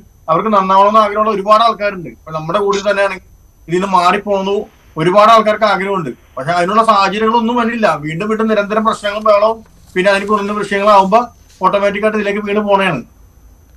ആരും ഗുണ്ടകളായിട്ട് ജനിക്കണമെന്നില്ല. എല്ലാവരും സാഹചര്യങ്ങൾ കൊണ്ട് ഇതിൽ വീണ് പോകുന്ന ആൾക്കാർ തന്നെയാണ്. ഈ കാപ്പ പോലെയുള്ള ശക്തമായ നിയമങ്ങളുണ്ടല്ലോ ഔറംഗസേബ്. ഈ കാപ്പ പ്രകാരം ഒരുപാട് ആളുകളെ നാട് കടത്തിയിട്ടുമൊക്കെ ഉണ്ട്, കൊച്ചിയിലടക്കമുള്ള സ്ഥലങ്ങളിൽ, എറണാകുളത്തൊക്കെ. പക്ഷെ അതൊന്നും ഫലപ്രദമല്ല എന്നുള്ളത്. അതിനെ മറികടക്കാനുമുള്ള ചില സംവിധാനങ്ങളൊക്കെ നിങ്ങളുടെ ഉണ്ടല്ലോ അല്ലേ? അല്ല, കാപ്പയിൽ നാട് കടത്തി പോകുന്ന ആൾക്കാരുണ്ട്. നാട് കടത്തി കുറച്ചാൽ നാടിന് മാറി നിൽക്കാന്ന് മാത്രമേ ഉള്ളൂ. അല്ലാണ്ട് അതിന് വേറെ ഇത് തോന്നലില്ല. കുറെ നാട്ടിൽ നിന്ന് മാറിപ്പോവാ, അത്രേ ഉള്ളൂ. എല്ലാവരും സ്ട്രോങ് ആണ്. ഡിപ്പാർട്ട്മെന്റ് ആണെങ്കിലും എല്ലാവരും ഇപ്പൊ സ്ട്രോങ് തന്നെയാണ്. പിന്നെ വളരെ അപൂർവമായിട്ട് കുറെ സംഭവങ്ങൾ ഇപ്പൊ നടക്കുന്നുണ്ട്. അത് ചിലപ്പോൾ അത് എന്തിന്റെ പേരിലാണെന്ന് കാര്യം ന്യൂസ് ഞാൻ രാവിലെ കണ്ടായിരുന്നു. പക്ഷെ അതിന്റെ കാര്യങ്ങൾ വ്യക്തമായിട്ട് എനിക്ക് അറിയില്ല. ആരും ചുരുക്കി പറഞ്ഞാൽ എല്ലാവർക്കും നന്നാവണമെന്ന് ആഗ്രഹമുള്ളതാണ്. അതിനൊരു പ്ലാറ്റ്ഫോം ഒന്നും ഇവിടെ ഇല്ല. കാര്യം വീണ്ടും നിരന്തരം കേസിൽ ഇല്ലാത്ത കേസിൽ പോലെ പലതിലും പോയിട്ട് ആൾക്കാരെ കൊണ്ടുപോകുന്നുണ്ട്. നമ്മൾ എന്നെ ഉൾപ്പെടെ കൊണ്ടുപോയിട്ടുണ്ട്. ഇല്ല കേസിൽ ഞാൻ കിടന്നിട്ടുണ്ട്. ഇപ്പൊ ജയിലിൽ കിടക്കുന്ന ആൾക്കാരാണെങ്കിലും ഒരു കൂടുതൽ ഇല്ലാത്ത കേസിൽ പെടുത്തി കിടക്കുന്ന ആൾക്കാരുണ്ട്. പൈസ ഉള്ളവന്റെ സ്വാധീനം അനുസരിച്ച് പോയി കിടക്കുന്ന ആൾക്കാരുണ്ട്. അതിന്റെ ഉള്ളിലെ സാഹചര്യം അത് തന്നെയാണ്. ഈ ചില പ്രതികളെയൊക്കെ മാറ്റി പോലീസ് മാറ്റി നൽകും. ഈ കൊലപാതക കേസിലായാലും കൊട്ടേഷൻ പ്രവർത്തനങ്ങളിലായാലും അതിനുവേണ്ടി പ്രവർത്തിക്കുന്ന ചില ഗ്യാങ്ങുകൾ ഉണ്ടെന്ന് കേട്ടിട്ടുണ്ട്. അത് ശരിയാണോ? അത് എനിക്ക് ഇവിടെ കേരളത്തിൽ എനിക്ക് തോന്നിയിട്ടില്ല. പുറത്താണെങ്കിൽ കേരളത്തിന്റെ പുറത്താണെങ്കിൽ നടക്കും. ഇപ്പൊ നമ്മൾ ഫണ്ട് ഉണ്ടെങ്കിൽ അവിടെ എന്ത് കാര്യങ്ങളും നടക്കും. കേരളത്തിന്റെ പുറത്ത് ഇപ്പൊ ആന്ധ്രയാണെങ്കിലും തമിഴ്നാടാണെങ്കിലും അത് നടക്കും. ഇവിടുത്തെ കേരളത്തിലെ ഡിപ്പാർട്ട്മെന്റ് ഒക്കെ സ്ട്രോങ് ആണ്. എന്ത് കാര്യത്തിലാണെങ്കിലും ഇപ്പൊ ഒരു കൊലപാതകം ഉണ്ടെങ്കിൽ തന്നെ അത് ഇത്ര മണിക്കൂറിനുള്ളത് പിടിക്കാറുണ്ട്. എന്ത് തെറ്റി ഇവിടുത്തെ പോലീസിന്റെ ഇതായിട്ട് പറയണല്ല, ഇവിടുത്തെ നടക്കാറില്ല ഒന്നും. പെട്ടെന്ന് അവരത് കൈകാര്യം ചെയ്യാറുണ്ട്. ഈ പോലീസിന്റെയും രാഷ്ട്രീയക്കാരുടെയും ഒക്കെ പിന്തുണ എങ്ങനെയാണ് കൊട്ടേഷൻ സംഘങ്ങൾക്ക്? അവരൊക്കെ പല കാര്യങ്ങളും ഏൽപ്പിക്കാറുണ്ടോ? നമുക്കിപ്പോ ഒരു കാര്യങ്ങൾ ഉണ്ടെങ്കിൽ ഇപ്പൊ അതില് കേസുപരമായിട്ട് ഇപ്പൊ അകത്ത് പോവുകയാണെങ്കിൽ സ്റ്റേഷനിൽ പോവുകയാണെങ്കിൽ പാർട്ടിക്കാരെ കൊണ്ട് നമ്മൾ വിളിച്ച് പറയിപ്പിക്കാറുണ്ട്. അതിന്റെ ഗുണങ്ങൾ ഉണ്ടാവാറുണ്ട്. അത് പിന്നെ പാർട്ടി എന്നില്ല, എല്ലാ പാർട്ടിക്കാരും സഹായിക്കും. അപ്പൊ പെട്ടെന്ന് വിളിച്ചാൽ അവരെ വിളിച്ചിട്ട് നമ്മൾ ചെയ്യിക്കാറുണ്ട്. അല്ല പിന്നീട് ഈ പല കേസുകളിൽ നിങ്ങളെ രക്ഷപ്പെടുത്താനോ അല്ലെങ്കിൽ ആ തരത്തിൽ നിങ്ങളെ പിന്തുണയ്ക്കാനും ഒക്കെ തയ്യാറാകാറുണ്ട്. അപ്പൊ അങ്ങോട്ടൊരു ഉപകാരം ചെയ്തു കൊടുത്താൽ അല്ലേ? അല്ല, രാഷ്ട്രീയ പാർട്ടി എന്ന് പറഞ്ഞാൽ എല്ലാവർക്കും ഉപകാരം ചെയ്യാനാണ്. അപ്പൊ നമ്മളിപ്പോ നമ്മുടെ ഭാഗത്ത് ശരിയാണെന്നുണ്ടെങ്കിൽ നമ്മൾ കൂടെ നിൽക്കാറുണ്ട്. ഇപ്പൊ മറ്റൊരു ഭാഗത്ത് തെറ്റായിട്ട് അവരോട് നിൽക്കാറുണ്ട്. കാര്യം നമ്മളെ സഹായിച്ചിട്ടില്ല എന്നല്ല, നമ്മളെ സഹായിച്ചിട്ടുണ്ട്. താങ്കൾ പറഞ്ഞതുപോലെ നേരത്തെ ഇങ്ങനെ ഒരു പ്രവർത്തനങ്ങൾ, ഇങ്ങനെ ഒരു കൊട്ടേഷൻ സംഘാംഗമായി പല വിധത്തിലുള്ള ക്രിമിനൽ പ്രവർത്തനങ്ങൾ നടത്തിയതിന് ശേഷം നന്നാവുന്ന കാര്യം അത് പ്രയാസമാണ് എന്ന് പറഞ്ഞു. പക്ഷേ ആൽബിൻ നമ്മോടൊപ്പം ഉണ്ട്. ആൽബിനെ കേരളീയ സമൂഹത്തിന് അറിയാം. അദ്ദേഹം ഇപ്പോൾ ഒരു സാമൂഹ്യ പ്രവർത്തകനാണ്. ആൽബിൻ ഈ പ്രവർത്തനങ്ങളിലൊക്കെ വിട്ടുനിന്ന് ഇപ്പോൾ ഒരു സ്വൈരജീവിതം നയിക്കുന്ന ആളാണ്. ആൽബിൻ ഈ പുതിയ കാലത്തെ ഈ പുതിയ വർത്തമാനങ്ങൾ, ഇത്തരം പ്രവർത്തനങ്ങൾ, ഇത്തരം ദൃശ്യങ്ങളൊക്കെ കാണുമ്പോൾ ആൽബിൻ എന്താണ് തോന്നുന്നത്? വലിയ അത്ഭുതമായിട്ടാണ് തോന്നുന്നത്. ഇവിടുത്തെ കാലഘട്ടങ്ങള് വളരെ മോശമാണ്. എനിക്ക് പറയാനുള്ള വാളെടുക്കുന്നതാണ് ബാണാല്. ഞാൻ 12 കൊല്ലം സെൻട്രൽ ജയിലിൽ ശിക്ഷ കഴിഞ്ഞ് പോന്നപ്പോൾ ശിക്ഷിച്ച് ജയിലിൽ പോകുമ്പോൾ ഒരു മനുഷ്യനും സഹായിക്കാനോ ഈ പറഞ്ഞ പോലെ നേരത്തെ സഹോദരൻ പറഞ്ഞ പോലെ പലരും ഉണ്ടായിരുന്നു രാഷ്ട്രീയക്കാര്. പക്ഷെ ജയിലിലായി കഴിഞ്ഞ ആരുമില്ല. എന്റെ ഭാര്യയും മക്കളും മറ്റുള്ളവരുടെ കൈ നീട്ടാനും അവഗണിക്കപ്പെടുകയും ചെയ്തു. അതൊക്കെ മനസ്സിലാക്കിക്കൊണ്ടാണ് ഞാൻ ഇറങ്ങിക്കഴിഞ്ഞതിന് ശേഷം പാവപ്പെട്ട തെരുവിൽ കിടക്കുന്നവർക്ക് വേണ്ടി ജീവിതം തുടങ്ങിയത്. ഒട്ടേറെ നല്ല മനുഷ്യര്, ജാതിഭേദമന്യ മനുഷ്യരെ എന്നെ സഹായിക്കുന്നു.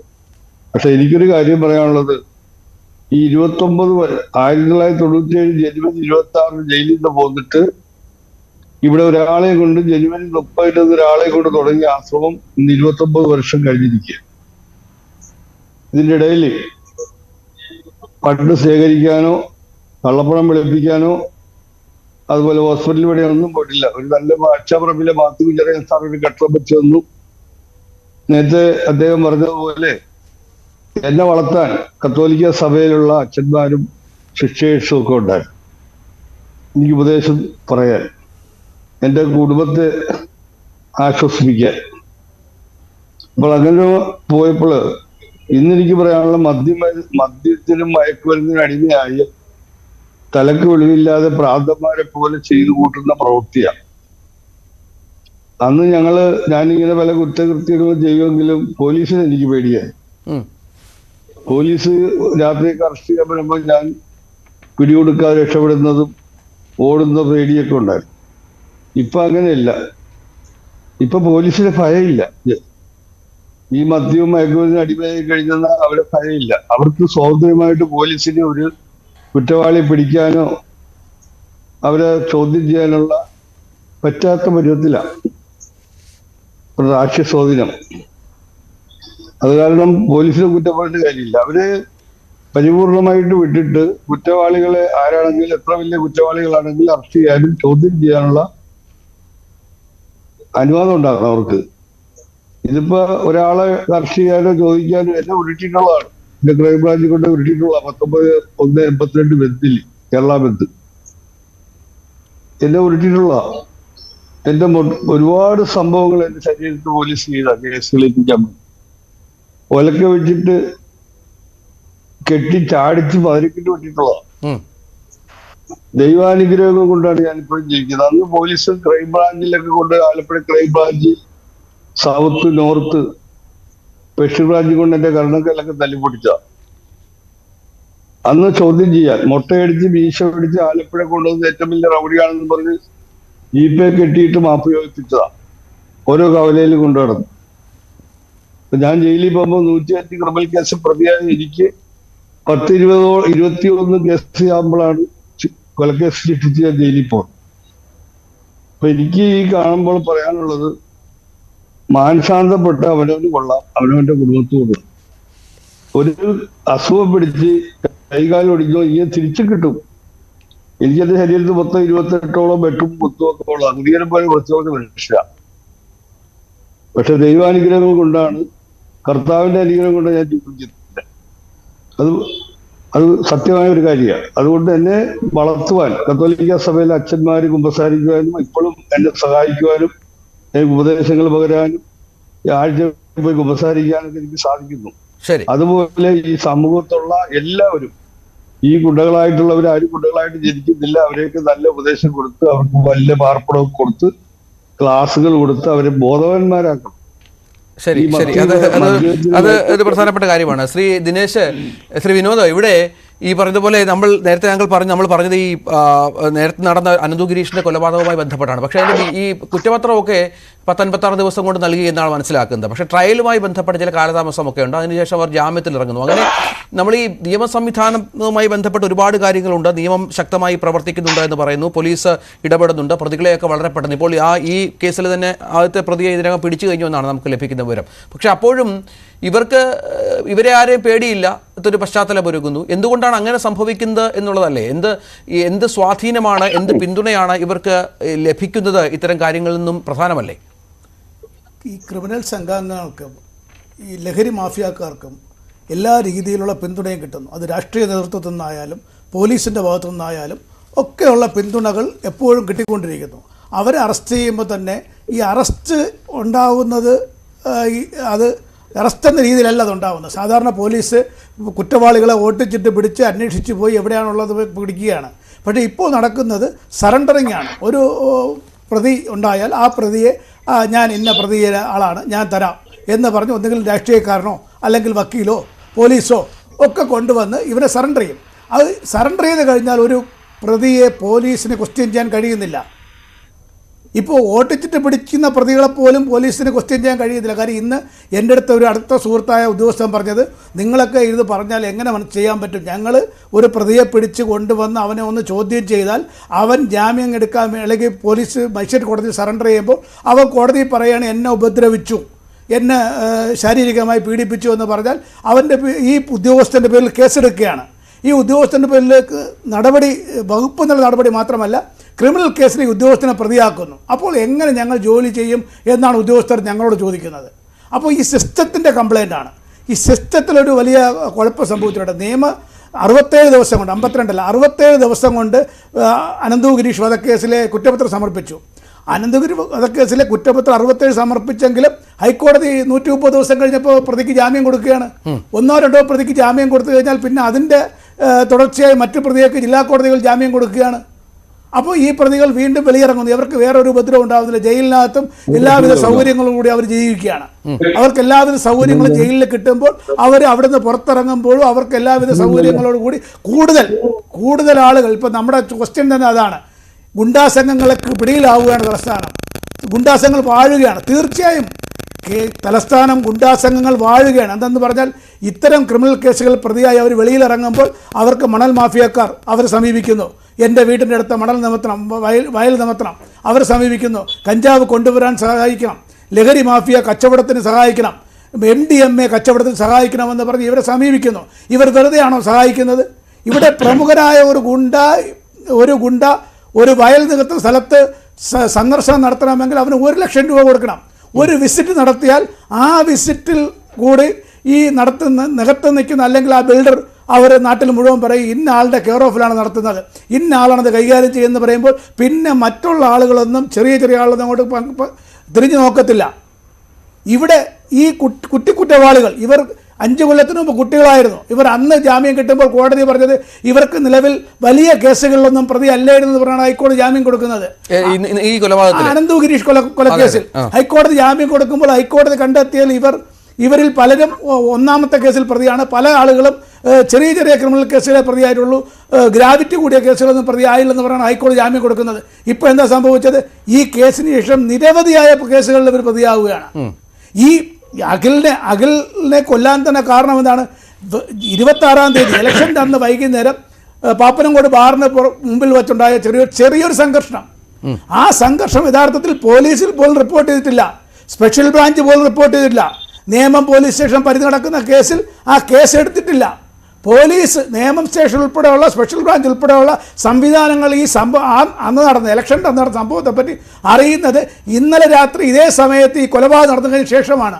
ഈ കൊലപാതകത്തിൻ്റെ മോട്ടീവ് ബാറിലുണ്ടായ സംഘർഷമാണ് എന്ന് അറിഞ്ഞതിന് ശേഷം ഉന്നത ഉദ്യോഗസ്ഥർ നേമം പോലീസിനെ ബന്ധപ്പെടുമ്പോഴാണ് അങ്ങനെ ഒരു സംഭവം റിപ്പോർട്ട് ചെയ്യപ്പെട്ടിട്ടില്ല എന്ന് പറയുന്നത്. അതാണ് നമ്മുടെ പോലീസ് സംവിധാനത്തിലെ പിടിപ്പുകേട്. ഒരു സംഭവം ഉണ്ടായാൽ അത് എങ്ങനെ ഉണ്ടായി എന്നും എന്തുകൊണ്ടുണ്ടായി എന്നും ഇനി അത് ഉണ്ടാവാതിരിക്കാൻ എന്ത് ചെയ്യണമെന്നുമുള്ള കാര്യങ്ങളിലേക്ക് നമ്മുടെ പോലീസ് സംവിധാനം എത്തുന്നില്ല. പകരം നമ്മൾ എന്താ ചെയ്യുന്നത്?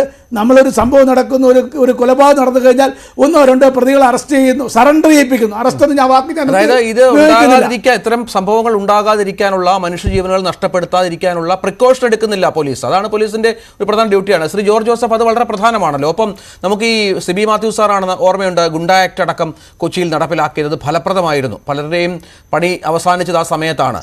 പിന്നീട് കാപ്പ പോലെയുള്ള നിയമങ്ങൾ നമ്മുടെ സംസ്ഥാനത്ത് നിലവിലുണ്ട്. പക്ഷേ അതിനും ചില പരിമിതികളുണ്ട്. അതായത് അവരവരുടെ സ്ഥലങ്ങളിൽ മാത്രം ഇത്തരം കുറ്റകൃത്യങ്ങൾ നടന്നാൽ മാത്രം അവരെ ആ നാട് കടത്താം. പുറത്തു പോയി അവരെന്തെങ്കിലും ഇത്തരം ശ്രമങ്ങൾ നടത്തിയാൽ, തട്ടിക്കൊണ്ടുപോയി മറ്റൊരു സംസ്ഥാനത്തോ മറ്റൊരു ജില്ലയിലോ കൊണ്ടുപോയി ഇത്തരം പ്രവർത്തനങ്ങൾ നടത്തിയാൽ അത് ആ കാപ്പ ബാധകമല്ല എന്നാണ് എൻ്റെ പരിമിതമായ അറിവിൽ ഞാൻ മനസ്സിലാക്കിയത്.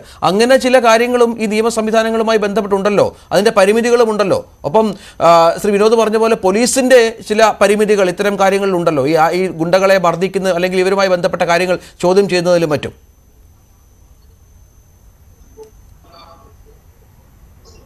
അല്ല, police work, effective police work എന്താണെന്ന് ഇന്നുള്ള പോലീസിന് അറിയില്ലെന്ന് എനിക്ക് തോന്നുന്നത്. ഇവിടെ കാപ്പ കൊണ്ടൊന്നും യാതൊരു പ്രയോജനമില്ല. ഒരു കാപ്പ എടുത്തിട്ട് ആ ജില്ലയെ കയറാതെ ഇരിക്കണമെന്ന് പറഞ്ഞാൽ അടുത്ത ജില്ലയിലല്ലേ ഇയാൾ പ്രശ്നം ഉണ്ടാക്കുന്നത്? എനിക്കത് മനസ്സിലാകുന്നില്ല. ഈ കാപ്പ എടുക്കുന്നതിനോട് ഞാൻ എതിരാണ്. കാരണം നമ്മളൊക്കെ ഇരിക്കുമ്പം ഇപ്പോൾ ഓരോ പോലീസ് സ്റ്റേഷനിലെ SHO വിചാരിച്ചാൽ ഈസി ആയിട്ട് ഇത് കൈകാര്യം ചെയ്യാൻ പറ്റും. കാരണം നമ്മളൊക്കെ ഒരു പോലീസ് സ്റ്റേഷൻ ചാർജ് എടുത്തു കഴിഞ്ഞാൽ എത്ര ഗുണ്ടകളുണ്ടെന്നാണ് ആദ്യം അന്വേഷിക്കുന്നത്. ആ ഗുണ്ടകൾ എവിടേക്കാണ് താമസിക്കുന്നത്? അവൻ്റെ വീട്ടിൽ പോയി അവനെ കാണും, അവന് ജാമ്യത്തിൽ നിൽക്കുകയാണോ, അവൻ്റെ എത്ര കേസുകളുണ്ട്, ഉടനെ ഒരു പ്രിവെൻറ്റീവ് അറസ്റ്റ്, അതാണ് ഏറ്റവും നല്ല ചെയ്യും ഞാൻ. ആ പ്രിവെൻറ്റീവ് അറസ്റ്റ് വെച്ചിട്ട് അവർ ഓടിയും, കേസൊന്നും വേണ്ട. പ്രിവെൻറ്റീവ് അറസ്റ്റ് ചെയ്തിട്ട് 110 CRPC അനുസരിച്ചുള്ള നടപടി, അത് പിന്നെ RDO കോടതിയിലും ഉണ്ടാകാം. അവനൊരു ബോണ്ട് വെപ്പിക്കുക, അവൻ ഒന്നും ചെയ്യണ്ട, അവൻ മണൽ മാഫിയോ എന്തുമായിട്ട് നടക്കട്ടെ. ഒരു ബോണ്ട് വെപ്പിച്ചു കഴിഞ്ഞാൽ ഒരു പെറ്റീഷൻ അവനെതിരായിട്ട് വന്നാൽ ബോണ്ട് ക്യാൻസലാവും. കാരണം 2 വർഷം 3 വർഷം അകത്ത് പോയി കിടക്കും. അത് കോടതിയല്ല, RDO ആണ്, അല്ലെങ്കിൽ ജില്ലാ മജിസ്ട്രേറ്റാണ് അത് ചെയ്യുന്നത്. അപ്പോൾ അവർക്കൊരു പെറ്റീഷൻ കിട്ടിക്കഴിഞ്ഞാൽ മറ്റൊരു വീട്ടിൽ കയറി അക്രമം കാണിച്ചെന്നാൽ അതും കൊടുത്താൽ മതി. നമ്മൾ അവനെ കോടതിയിൽ നിന്ന് ശിക്ഷിപ്പിക്കുകയൊന്നും വേണ്ട. അവന് പ്രീവിയസ് ശിക്ഷയുള്ളവനാണെങ്കിൽ തീർച്ചയായിട്ടും അവനകത്ത് പോകും. അപ്പോൾ നമുക്ക് എപ്പോഴും അവരെ മോണിറ്റർ ചെയ്യാനുള്ള സംവിധാനം അത് ചെയ്യുന്നില്ല പോലീസ്. എഫക്റ്റീവ് പോലീസ് വർക്ക് അങ്ങനെയാണ്. അവരവരുടെ രീതിയിലുള്ള അവരവരുടെ ഏരിയയിലുള്ള ഇതുപോലെ ക്രിമിനലായിട്ട് മോഷണക്കാരായിട്ടുള്ളവരെ പ്രിവെൻറ്റീവ് അറസ്റ്റ് ചെയ്യണം. അവർക്ക് ശിക്ഷയുണ്ടെങ്കിൽ പ്രിവെൻറ്റീവ് അറസ്റ്റ് ചെയ്യണം. അവന് ശിക്ഷയില്ലെങ്കിൽ അവൻ്റെ പ്രസന്റ് കേസിൽ ശിക്ഷ വാങ്ങിച്ചു കൊടുക്കുന്നതാണ് മിടുക്ക്. അങ്ങനെയാണ് പോലീസ് വർക്ക് ചെയ്യുന്നത്. അതിനകത്ത് വളരെ ഈസി ആയിട്ട് ഇത് കൺട്രോൾ ചെയ്യാൻ പറ്റും. അല്ലാതെ ഒരു കേസ് റിപ്പോർട്ട് ചെയ്ത് കഴിഞ്ഞാൽ അവനെ യഥേഷ്ടം നടക്കുകയാണ്, അവനെ പിടിച്ചുകൊണ്ടുവന്ന് ഒരു കേസ് അറസ്റ്റ് ചെയ്തു, ആ രാഷ്ട്രീയക്കാർ സറണ്ടർ ചെയ്തു, പെട്ടെന്ന് പോലീസ് സറണ്ടർ ചെയ്തുകൊണ്ട് എന്താ പ്രയോജനം? ആ മനുഷ്യന്റെ ജീവൻ പോയില്ലേ? അപ്പൊ അതിന് ഇവന് ശിക്ഷ വാങ്ങിച്ചു കൊടുക്കാൻ ജീവപര്യന്തം. ഒരു മനുഷ്യന്റെ ജീവൻ കളഞ്ഞിട്ടുണ്ടെങ്കിൽ അവനൊരു ജീവപര്യന്തം വാങ്ങിച്ചു കൊടുക്കുന്നതാണ് പോലീസ് വർക്ക്. കാരണം ഇനി അവൻ സമൂഹത്തിലോട്ട് ഇറങ്ങണ്ട. ഇങ്ങനെ ഓരോ ജില്ലകളിലും 8-10 പേര് വെച്ച് അകത്തോട്ടാവും, ഇത് വെളിയിലോട്ട് വരില്ല എന്ന് തോന്നിക്കഴിഞ്ഞാൽ വളരെ വളരെ പീസ്ഫുള്ളായ അന്തരീക്ഷം ഉണ്ടാവും. ഓരോ ഗുണ്ടകളെയും, ഓരോ പോലീസ് സ്റ്റേഷനിലുള്ള ഗുണ്ടകളുടെ ലിസ്റ്റുണ്ട്. അവർ മോണിറ്റർ ചെയ്യണം. അവിടുത്തെ SHO എപ്പോഴും അയാളുമായിട്ട് ബന്ധപ്പെടണം. എല്ലാ ആഴ്ചയിലും ഗുണ്ടകൾ പോലീസ് സ്റ്റേഷനിൽ വരാൻ പറയണം. മറ്റു പോലീസുകാർക്ക് കാണിച്ചു കൊടുക്കണം ഇവനാണ് ഗുണ്ടയെന്ന്. അതുകൊണ്ട് അങ്ങനെയാണ് പോലീസ് വർക്ക്. രാത്രി അവൻ്റെ വീട്ടിൽ അവൻ കിടപ്പുണ്ടോ എന്ന് നോക്കണം. അവൻ മണൽ മാഫിയ, നിങ്ങളുടെ ഓരോ പോലീസ് സ്റ്റേഷൻ്റെ ഏരിയയിൽ അവൻ മണൽ മാഫിയ, അവൻ മണൽ വിറ്റ് അല്ലെങ്കിൽ ക്വാറി വിറ്റ്, കല്ല് വിറ്റ്, അല്ലെങ്കിൽ അവന് മണ്ണ് വിറ്റ് ജീവിക്കുന്നുണ്ടെങ്കിൽ അങ്ങനെയുള്ളതിനെ ജീവിക്കാൻ അനുവദിക്കാൻ പാടില്ല. കാരണം നേരത്തെ പറഞ്ഞ പോലെ തന്നെ ഒരു ഫ്ലാറ്റ് പണിയുന്നുണ്ടെങ്കിൽ അവിടുത്തെ വീട്ടുകാരെ നാട്ടുകാരെയൊക്കെ ഒന്ന് പേടിപ്പിക്കണമെന്നുണ്ട്. സ്ഥലത്തെ ഏറ്റവും വലിയ ഗുണ്ട അവിടെ ഒന്ന് നോക്കിയിട്ട് പോയാൽ മതി, 1 ലക്ഷം രൂപ കൊടുത്താൽ മതി, പ്രശ്നം തീർന്നു. അല്ലെങ്കിൽ എന്ത് ബുദ്ധിമുട്ടാണ്. അതുകൊണ്ട് ഈ ഫ്ലാറ്റ് കൺസ്ട്രക്ഷൻകാർ നമ്മളെ ഒതുക്കി നിർത്തേണ്ടിയിരിക്കുന്നു. എല്ലാ ഫ്ലാറ്റിലുകളും ഈ ഗുണ്ടകളാണ് മിക്കവാറും വാടകയ്ക്ക് താമസിക്കുന്നത്. അവർ ചെറിയ വീട്ടിലൊന്നുമല്ല. അവരുടെ കാറ് കോസ്റ്റ്ലി ആയിരിക്കും, അവരുടെ മൂവ്മെൻ്റ് ആരും കാരണം. എവിടെ നിന്നാണ് അവർക്ക് ഈ പണം? തീർച്ചയായിട്ടും അവരുടെ ബാങ്കിൽ എവിടേക്കാ നമുക്കറിയാവില്ല. നേരത്തെ മുത്തമ്പാലൻ രാജേഷോ ഓംപ്രകാശിനെ തട്ടിയിട്ട് അയാളെ പോലീസ് പാറ്റൂര് ഇഷ്യൂവിൽ അയാളെ പോലീസ് അന്വേഷിക്കുമ്പോൾ അയാൾ ഇന്ത്യ വിട്ടു കഴിഞ്ഞിട്ട് സിംഗപ്പൂർ, മലേഷ്യയിലൊക്കെ. എവിടെ നിന്നാണ് അവർക്ക് ഈ പണം? ആരാണ് അവരെ സ്പോൺസർ ചെയ്യുന്നത്? ആ സ്പോൺസർ ചെയ്യുന്നവരെ പ്രതിയാക്കി മുന്നോട്ട് പോകണ്ടേ? അതിനുള്ള ധൈര്യം SHOമാർ കാണിക്കണമെന്നാണ് ഞാൻ പറയണേ. അത് ഏത് ഗവൺമെന്റ് വന്നാലും ശരി, ഇതുപോലത്തെ വർക്കിനൊന്നും ഒരു ഗവൺമെന്റ് തടസ്സം നിൽക്കില്ല.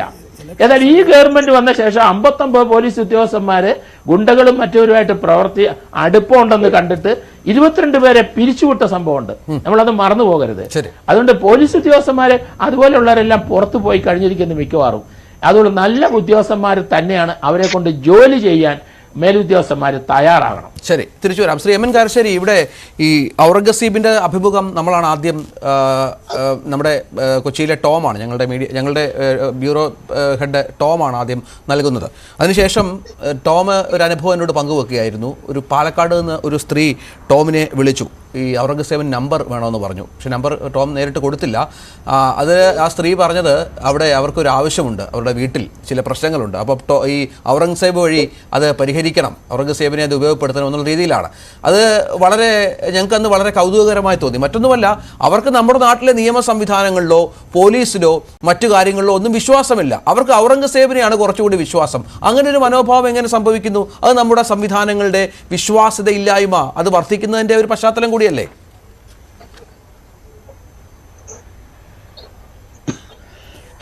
രഞ്ജിത്ത്, ഞാൻ എൻ്റെ ഒരു അനുഭവം പറയാം.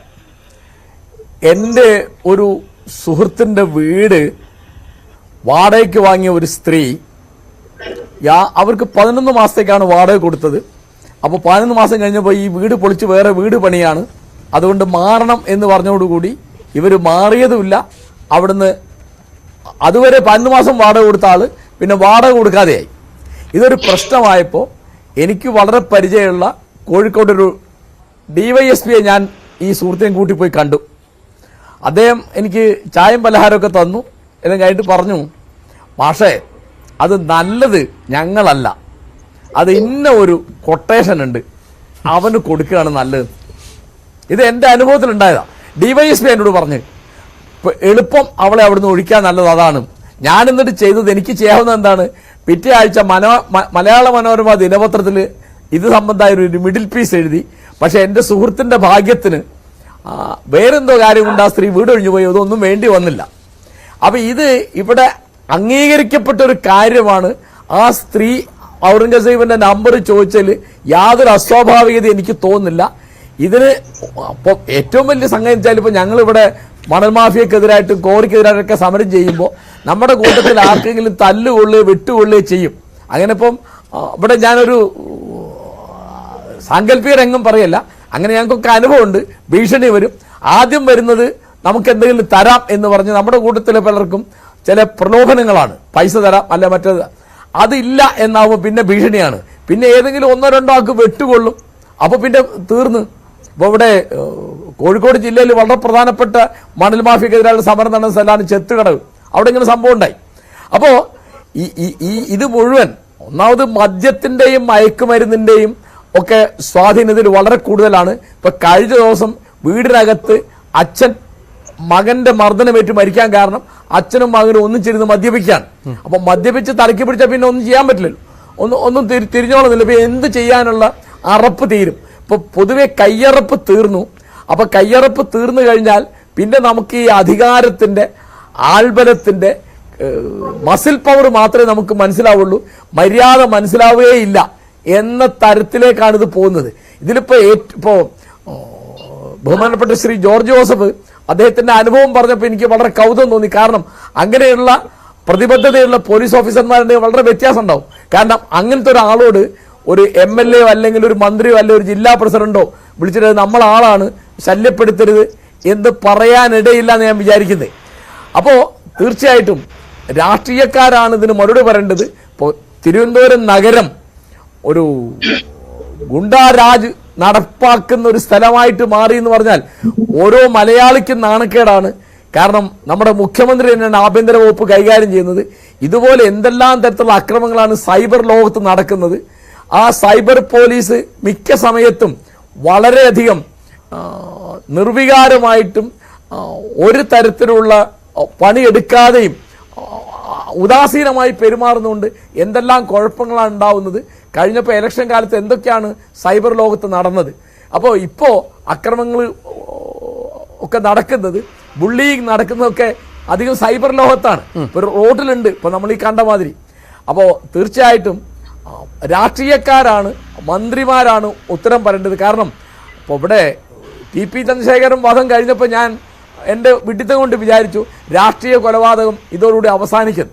അപ്പോൾ അതുവരെ വാടക കൊലയാളികൾ പോയിരുന്ന സ്ഥലത്ത് ശരിക്കുള്ള പ്രതികൾ വന്നു. കാരണം പ്രതികളായിട്ട് കുറേ ആളുകൾ ഉണ്ടാക്കി വെച്ചിട്ടാണ് കൊലപാതകം നടത്തുന്നത്. അതാണ് രാഷ്ട്രീയക്കാരാണ് ഇതിൻ്റെ ഒന്നാമത്തെ പ്രതി, രാഷ്ട്രീയക്കാരാണ്. രണ്ടാമത്തെ പ്രതി മാത്രമാണ് പോലീസ്. കാരണം പോലീസിന് അവർ സ്വാതന്ത്ര്യം കൊടുത്താൽ, പ്രവർത്തന സ്വാതന്ത്ര്യം കൊടുത്താൽ അവർ പ്രവർത്തിച്ചോളും എന്നുള്ളത് ഇപ്പോൾ നമുക്ക് നമ്മുടെ പല ഉദ്യോഗസ്ഥന്മാർ, ഇപ്പോൾ ജോർജ് ജോസഫ് പറഞ്ഞ ഉദാഹരണമൊക്കെ വളരെ പ്രധാനപ്പെട്ടതാണ്. അതുകൊണ്ട് അവർക്ക് മൂക്കേറിടാതെ ഇരിക്കുക എന്നുള്ളതാണ് ഏറ്റവും പ്രധാനപ്പെട്ട കാര്യം. അതുകൊണ്ട് നിയമവാഴ്ച ഇല്ല കേരളത്തിൽ എന്ന് പേടി തോന്നുന്ന മട്ടിലാണ് കാര്യങ്ങൾ എന്നുള്ളതിനെ പറ്റി യാതൊരു സംശയമില്ല. തിരിച്ചുവരാം സാർ. ഔറംഗസേബ് ഇവിടെ ഇപ്പോൾ ഈ തിരുവനന്തപുരത്താണ് സമീപകാലത്തായി കുറച്ചുകൂടി ഈ കൊട്ടേഷൻ കാര്യങ്ങൾ കേൾക്കുന്നതും തട്ടിക്കൊണ്ടുപോകലായാലും ഈ കൊലപാതകമായാലും ഇത്തരം പ്രതികാരത്തിലുള്ള പ്രശ്നങ്ങളായാലൊക്കെ ഉണ്ടാകുന്നത്. ഈ കൊച്ചിയിൽ നിന്ന് നേരത്തെ എറണാകുളം, കൊച്ചി കേന്ദ്രീകരിച്ചായിരുന്നു കൂടുതലായി കേട്ടിരുന്നത്. ഇപ്പോൾ തിരുവനന്തപുരത്തെ കാര്യങ്ങൾ മാറുന്നുണ്ടോ? തിരുവനന്തപുരത്തെ കാര്യങ്ങൾ ശക്തി പ്രാപിക്കുന്നുണ്ടോ താങ്കളുടെ ഒരു അറിവിലും അനുഭവത്തിലും ഒക്കെ? തിരുവനന്തപുരത്ത് ഒരുപാട് ഫ്രണ്ട്സ് ഉണ്ട്. പക്ഷെ തിരുവനന്തപുരത്ത് പ്രശ്നങ്ങൾ ഉണ്ടെന്ന് അറിഞ്ഞാൽ എറണാകുളം മോശമൊന്നുമല്ല. എറണാകുളത്ത് ഇപ്പോൾ ഒരുപാട് വിഷയങ്ങൾ നടന്നിട്ടുണ്ട്. Police strong.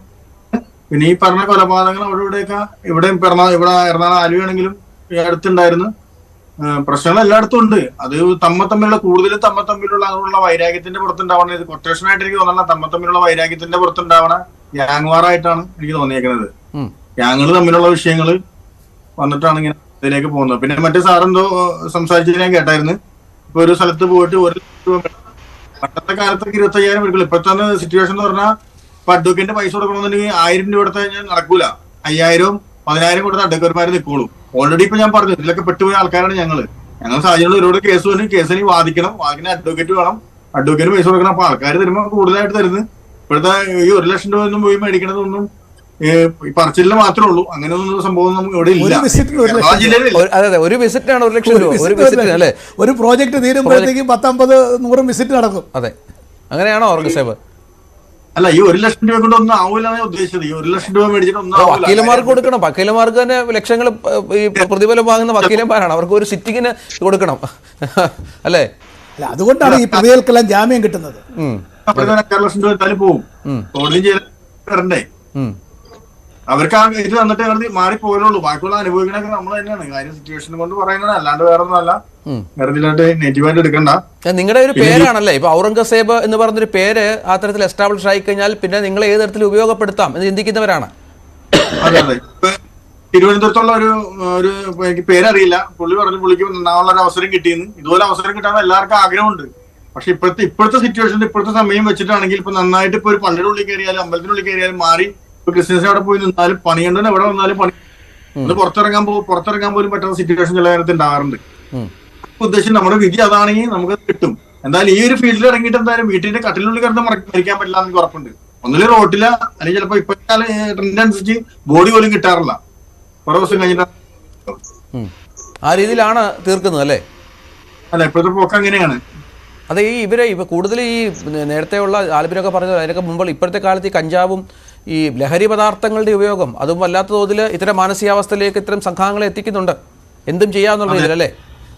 അതെ അതെ അതെ തീർച്ചയായിട്ടും. ഈ സാധനമൊക്കെ സുലഭമായിട്ട് കിട്ടും. രാജ്യത്തേക്ക് വേറെ സ്ഥലത്തേക്ക് ഇപ്പൊ ഇവിടെ കാപ്പി അടിച്ച് കഴിഞ്ഞാൽ തൃശ്ശൂർ ജില്ലയിൽ പോയി നിൽക്കാം. ഓൾറെഡി തൃശ്ശൂർ എല്ലായിടത്തും നമുക്ക് കമ്പനിയുള്ള കാരണം അതൊന്നും വലിയൊരു മാറ്റമായിട്ടൊന്നും എനിക്കൊന്നും ആർക്കും തോന്നാറില്ല. കാപ്പാന്നൊക്കെ പറഞ്ഞാൽ എല്ലാവർക്കും കിട്ടുന്ന പരിപാടി തന്നെയാണ്. ആദ്യത്തെ ഒരു 6 മാസം മാറ്റി നിർത്താന്ന് മാത്രമേ ഉള്ളൂ. അതായത് ഇപ്പോൾ എറണാകുളത്ത് കാപ്പ കേസിൽ പ്രതിയായി കഴിഞ്ഞാൽ കാപ്പ കേസിൽ തൃശ്ശൂരിലേക്ക് വിടാം. തൃശ്ശൂരിൽ ഈ പരിപാടി സുഗമമായി നടത്താം, ഒരു പ്രശ്നമില്ല. അതെ, അങ്ങനെ പോകുന്നവർക്ക് അങ്ങനെയെല്ലാം പോവാം. കാര്യപ്പോ എന്നെ സംബന്ധിച്ചിട്ടാണെങ്കിൽ ഇതിനെല്ലാം മാറി നിൽക്കണം, അല്ലെങ്കിൽ ഒഴിഞ്ഞു പോകണം, അല്ലെങ്കിൽ എല്ലാത്തിനും വിട്ടു നിൽക്കണം എന്നുള്ള ഒരു ആഗ്രഹമാണ്. പറഞ്ഞാൽ നന്നാവണമെന്നുള്ള ഒരു ആഗ്രഹം എന്റെ മനസ്സിലുണ്ട്. അതിന് മാറി നിൽക്കാനാണ്. പക്ഷെ അത് എത്രത്തോളം ആവും നമുക്കറിയില്ല.